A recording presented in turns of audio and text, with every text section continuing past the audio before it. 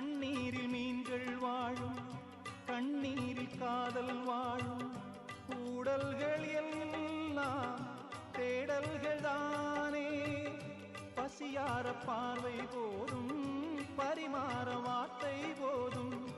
கண்ணீரில் பாதி காயங்களாரும். தலை சாய்க்க இடமாயில்லை, தலை கோத விரலாயில்லை.